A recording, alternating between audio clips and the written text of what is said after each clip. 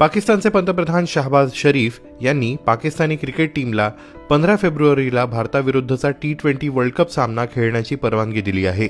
हा निर्णय मित्र राष्ट्रांच्या विनंतीवरून तसंच क्रिकेटच्या भावनेचा आदर करत घेण्यात आल्याचं पाकिस्तानने म्हटलं आहे। या वादाचं कारण होतं बांगलादेशने त्यांच्या खेळाडूंच्या सुरक्षेचं कारण देत बांगलादेशचे सामने भारताबाहेर हलवण्याची विनंती करण्यावरून, जी नंतर ICCने फेटाळली होती। त्यानंतर बांगलादेश या वर्ल्ड कपमधून बाहेर पडला होता। यावरून प्रतिक्रिया म्हणून पाकिस्तान सरकारने 1 फेब्रुवारीला घोषणा केली होती की पाकिस्तानचा क्रिकेट संघ या वर्ल्ड कपमध्ये सहभागी होईल, पण 15 फेब्रुवारीला भारताविरुद्धचा सामना पाकिस्तानी टीम खेळणार नाही। मग 10 दिवसातच पाकिस्तानने ही भूमिका का बदलली? पाकिस्तान क्रिकेट बोर्डाचे अध्यक्ष मोहसिन नकवी यांनी पंतप्रधान शहबाज शरीफ यांना पाकिस्तान क्रिकेट बोर्ड, आंतरराष्ट्रीय क्रिकेट परिषद आणि बांगलादेश क्रिकेट बोर्डाच्या प्रतिनिधींमध्ये झालेल्या एका उच्चस्तरीय बैठकीतल्या निर्णयांची औपचारिक माहिती दिली।